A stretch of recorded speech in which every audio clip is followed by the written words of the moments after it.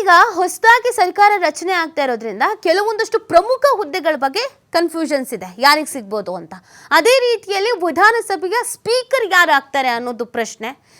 Speaker ಆಗಿ ಮುಂದುವರಿಕೆ UT Khader ಅವರಿಗೆ ಇಷ್ಟ ಇಲ್ಲ ಅವ್ರು ಹಿಂದೆನೇ ಹೇಳ್ಕೊಬಿಟ್ಟಿದ್ರು, ನನಗೆ ಸಚಿವ ಸ್ಥಾನ ಸಿಕ್ಕಿದ್ರೆ ಸಾಕು, ಬೇಡಿತ್ತು ನನಗೆ ಜವಾಬ್ದಾರಿ ಅಂತ. ಸೊ ಹಾಗಾಗಿ ಈಗ ಹೆಂಗೂ ಹೊಸದಾಗಿ ಸರ್ಕಾರ ರಚನೆ ಆಗ್ತಾ ಇದೆ, ಅವರು ಇಲ್ಲ ಈ ಬಾರಿ ನಾನು ಮುಂದುವರಿಯೋದೇ ಇಲ್ಲ, ನಂಗೆ ಬೇಡವೇ ಬೇಡ ಅಂತ ಹೇಳ್ತಾ ಇದ್ದಾರಂತೆ UT ಖಾದರ್ ಅವರು. ಸ್ಪೀಕರ್ ಸ್ಥಾನವೇ ಬೇಡ ನನಗೆ ಅಂತ. ಹಾಗಿದ್ರೆ UT ಖಾದರ್ ಬದಲು ಯಾರಿಗೆ ಅವಕಾಶ ಸಿಗತ್ತೆ? ಸಚಿವ ಸಂಪುಟ ಸೇರೋದಕ್ಕೆ UT ಖಾದರ್ ಅವರಿಗೆ ಉತ್ಸುಕ. ಸೊ ಆ ಕಾರಣಕ್ಕಾಗಿ UT ಖಾದರ್ ಅವರನ್ನ ಸ್ಪೀಕರ್ ಸ್ಥಾನದಿಂದ ಆಯ್ತು ಬಿಡಿ ಬೇಡ ನಿಮಗೆ ಸಚಿವ ಸ್ಥಾನ ಕೊಡ್ತೀವಿ ಅಂದ್ರೆ ಆ ಜಾಗ ತುಂಬಬೇಕಲ್ಲ. ಆ ಜಾಗ ತುಂಬುವ ವ್ಯಕ್ತಿ ಯಾರು? ಸ್ಪೀಕರ್ ಆಗೋದಕ್ಕೆ ಡಾಕ್ಟರ್ G ಪರಮೇಶ್ವರ್ ಅವರು ಕೂಡ ಹಿಂದೆಟ್ಟಾಗ್ತಿದಾರಂತೆ, ನಾನು ಸ್ಪೀಕರ್ ಆಗಲ್ಲ ಬೇಡ ನನಗೆ ಅಂತ ಹೇಳ್ತಾ ಇದ್ದಾರಂತೆ. ಸ್ಪೀಕರ್ ಸ್ಥಾನಕ್ಕೆ HK ಪಾಟೀಲ್, ದೇಶಪಾಂಡೆ ಅವರ ಹೆಸರು ಚರ್ಚೆಯಲ್ಲಿದೆ, ಮುನ್ನೆಲೆಗೆ ಬಂದಿದೆ. ಇಬ್ಬರು ಕೂಡ ಹಿರಿಯರು, ಸೊ ಇಬ್ಬರಿಗೂ ಅನುಭವ ಅನ್ನೋದು ಇದೆ. ಹಾಗಾಗಿ ಅವ್ರಿಗೊಂದು ಒಳ್ಳೆ ಪ್ಲೇಸ್ ಸಿಗಬೇಕು, ಗೌರವಯುತವಾದಂಥ ಸ್ಥಾನ ಸಿಗಬೇಕು ಅನ್ನೋದಿದೆ. HK ಪಾಟೀಲ್, ದೇಶಪಾಂಡೆ ಇವರು ಇಬ್ಬರು ಹೆಸರು ಕೇಳಿ ಬರ್ತಾ ಇದೆ. ಇದರ ಜೊತೆಗೆ ದಿನೇಶ್ ಗುಂಡೂರಾವ್ ಅವ್ರ ಹೆಸರು ಕೂಡ ಮುನ್ನೆಲೆಗೆ ಬಂದಿದೆ ಸ್ಪೀಕರ್ ಸ್ಥಾನಕ್ಕೆ. ದಿನೇಶ್ ಗುಂಡೂರಾವ್ ಅವರು ಬಹಳ ವರ್ಷಗಳಿಂದ ಕಾಂಗ್ರೆಸ್ನಲ್ಲಿ ಕೆಲಸ ಮಾಡ್ಕೊಂಡು ಬಂದಿದ್ದಾರೆ. ಪಕ್ಷ ಏನು ಹೇಳುತ್ತಾ ಅದನ್ನು ಕೇಳಿದ್ದಾರೆ. ಅಧಿಕಾರ ಸಿಕ್ಕಿದಾಗ ಅಧಿಕಾರ ನಿಭಾಯಿಸಿದ್ದಾರೆ, ಇಲ್ಲದೆ ಇದ್ದಾಗ ಅವ್ರ ಕೆಲಸ ಕಾರ್ಯವನ್ನು ಅದನ್ನು ಮಾಡ್ಕೊಂಡು ಹೋಗಿದ್ದಾರೆ.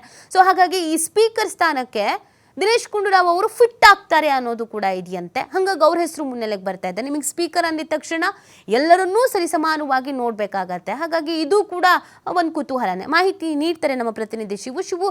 ಈ ಸ್ಪೀಕರ್ ಸ್ಥಾನಕ್ಕೆ ಸಂಬಂಧಪಟ್ಟಂತೆ ಯಾರ್ಯಾರ ಹೆಸರು ಮುನ್ನೆಲೆಗೆ ಬಂದಿದೆ, ಆಮೇಲೆ ಯಾರನ್ನ ಆಯ್ಕೆ ಮಾಡಬಹುದಾದ ಸಾಧ್ಯತೆ ಇದೆ ಅಂತ ಶಿವು? ನಿತಿ, ಈಗ DK ಶಿವಕುಮಾರ್ ಮುಖ್ಯಮಂತ್ರಿಯಾಗಿ ಬುಧವಾರ ಅಧಿಕೃತವಾಗಿ ಪದಗ್ರಹಣವನ್ನ ಮಾಡ್ತಾ ಇರೋದ್ರಿಂದ ಮುಂದೆ ವಿಧಾನಸಭೆಯ ಸ್ಪೀಕರ್ ಸ್ಥಾನಕ್ಕೆ ಯಾರು ಬರ್ತಾರೆ ಅನ್ನುವಂತಹ ಚರ್ಚೆಗಳು ಈಗಾಗಲೇ ಶುರುವಾಗಿದೆ. ಬಹಳ ಹಿಂದೆ ಸಿದ್ದರಾಮಯ್ಯ ಅವರ ಸರ್ಕಾರ ಇದ್ದಂತ ಸಂದರ್ಭದಲ್ಲೇ ಆಗ HK ಪಾಟೀಲ್ ಇಲ್ಲವೇ ದಿನೇಶ್ ಗುಂಡೂರಾವ್ ಅವರನ್ನ ಸ್ಪೀಕರ್ ಅನ್ನಾಗಿ ಮಾಡ್ಬೇಕು ಅನ್ನುವಂತಹ ಚರ್ಚೆಗಳು ಹಿಂದೆ ಕೂಡ ಇತ್ತು. ಹಿಂದೆ ಮಧುಸೂದನ್ ಮಿಸ್ತ್ರಿ ಅವರು ರಾಜ್ಯಕ್ಕೆ ಭೇಟಿಯನ್ನ ನೀಡಿದಂತ ಸಂದರ್ಭದಲ್ಲಿ UT ಖಾದರ್ ಅವರನ್ನ ಮುಂದೆ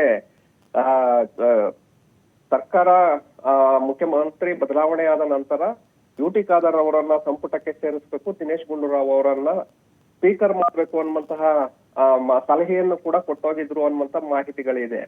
ಸೊ ಹಾಗಾಗಿ ಈಗ ಮುಖ್ಯಮಂತ್ರಿಗಳ ಬದಲಾವಣೆ ಆಗಿದೆ, DK ಶಿವಕುಮಾರ್ ಮುಖ್ಯಮಂತ್ರಿಯಾಗಿ ಅಧಿಕಾರವನ್ನ ಸ್ವೀಕರಿಸ್ತಾ ಇದ್ದಾರೆ.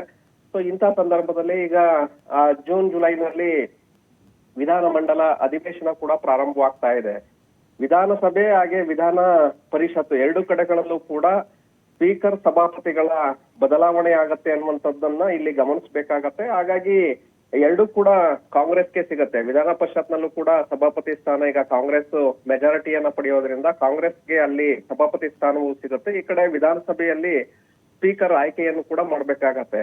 ಹಾಗಾಗಿ ಸ್ಪೀಕರ್ UT ಖಾದರ್ ಅವರೇ ಮುಂದುವರಿತಾರ ಹೇಗೆ ಅನ್ನುವಂಥದ್ದು ನೋಡ್ಬೇಕಾಗತ್ತೆ. ಸ್ಪೀಕರ್ UT ಖಾದರ್ ಅವರು ಈಗಾಗ್ಲೇ ಸಂಪುಟದೊಳಗೆ ಸೇರ್ಕೊಳ್ಳೋದಕ್ಕೆ ಚಿಂತನೆಯನ್ನ ಮಾಡ್ತಾ ಇದ್ದಾರೆ. ಹಾಗಾಗಿ UT ಖಾದರ್ ಬಹುತೇಕವಾಗಿ ಸಚಿವರಾಗೋದು ಫಿಕ್ಸ್ ಆದಂತೆ ಕಾಣಿಸ್ತಾ ಇದೆ. ಸ್ಪೀಕರ್ ಅವರ ಸ್ಥಾನಕ್ಕೆ ದಿನೇಶ್ ಗುಂಡೂರಾವ್ ಅವರು ಕೂಡ ನನಗೂ ಕೂಡ ಬೇಡ ಅನ್ನುವಂತ ಮಾತನ್ನ ಈಗಾಗಲೇ ದಿನೇಶ್ ಗುಂಡೂರಾವ್ ಅವರು ಕೂಡ ಹೇಳಿದ್ದಾರೆ. ಸಂಪುಟದಲ್ಲಿ ಅವರು ಕೂಡ ಮುಂದುವರಿಯುವಂತ ಸಾಧ್ಯತೆಗಳಿದೆ. ಯಾಕೆಂದ್ರೆ ಸಿದ್ದರಾಮಯ್ಯ ಅವರು ದಿನೇಶ್ ಗುಂಡೂರಾವ್ ಅವರನ್ನು ಕೂಡ ಸಂಪುಟದಲ್ಲಿ ಮುಂದುವರಿಸಬೇಕು ಅನ್ನುವಂತಹ ಬೇಡಿಕೆಯನ್ನ ಹೈಕಮಾಂಡ್ ಮುಂದೆ ಇಟ್ಟಿದ್ದಾರೆ. ಹಾಗಾಗಿ ಉಳಿದಿರುವಂತದ್ದು ಈಗ HK ಪಾಟೀಲ್ ಅವರು, ಹಾಗೆ ದೇಶಪಾಂಡೆ, HK ಪಾಟೀಲ್, ಇವರ ನಡುವೆ ಪರಮೇಶ್ವರ್, ಈ ಮೂರು ಜನರ ನಡುವೆ ಯಾರನ್ನ ಅಲ್ಲಿಗೆ ಸ್ಪೀಕರ್ ಅನ್ನಾಗಿ ಮಾಡ್ಲಾಗತ್ತೆ ಅನ್ನುವಂಥದ್ದು ಸಾಕಷ್ಟು ಕುತೂಹಲ ಇದೆ. ಹಾಗಾಗಿ ಹೈಕಮಾಂಡ್ ಇದ್ರ ಬಗ್ಗೆ ನಿರ್ಧಾರವನ್ನ ತೆಗೆದುಕೊಳ್ಳುತ್ತೆ. ಥ್ಯಾಂಕ್ ಯು ಶಿವು, ತಮ್ಮೆಲ್ಲ ಡೀಟೇಲ್ಸ್ಗೆ.